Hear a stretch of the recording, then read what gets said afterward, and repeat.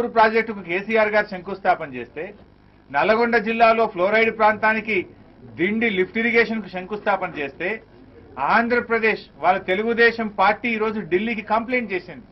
దీని మీద ఎందుకు దయాకర్ రావు గారు నోరు మీద పరు? తెలంగాణలో ప్రాజెక్టు కట్టద్దు అంటుంది తెలుగుదేశం పార్టీ. మరి ఆ తెలుగుదేశం పార్టీలో ఉన్న దయాకర్ రావు గారు తెలంగాణలో ప్రాజెక్టు కట్టాలంటాడా, ప్రాజెక్టు కట్టొద్దంటాడా? తెలంగాణ ప్రాజెక్టులను నిలిపివేయాలని తెలుగుదేశం మంత్రి దేవినేని ఉమా గారు రాసినటువంటి ఉత్తరాన్ని ఎర్రబల్లి దయాకర్ రావు గారు సమర్థిస్తారా, వ్యతిరేకిస్తారా?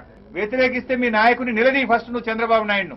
ఇన్నేళ్లు మీరు అధికారంలో ఉండి తెలంగాణలో ప్రాజెక్టు కట్టలే.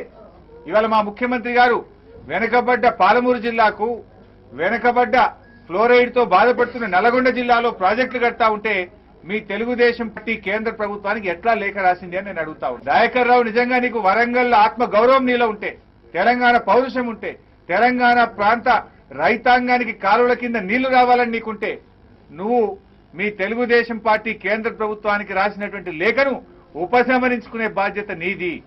ఆ లేఖను ఉపసంహరిస్తావా, మీ నాయకుడిని మెప్పిస్తావా?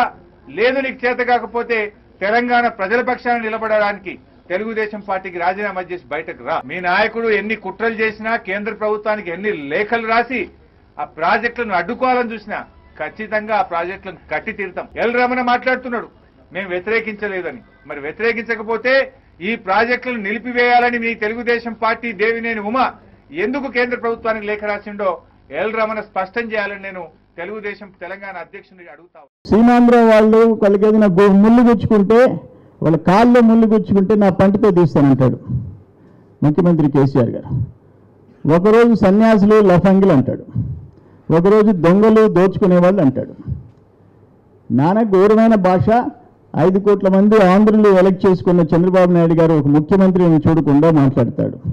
దొంగలు అంటాడు ఒక ముఖ్యమంత్రిని పట్టుకొని.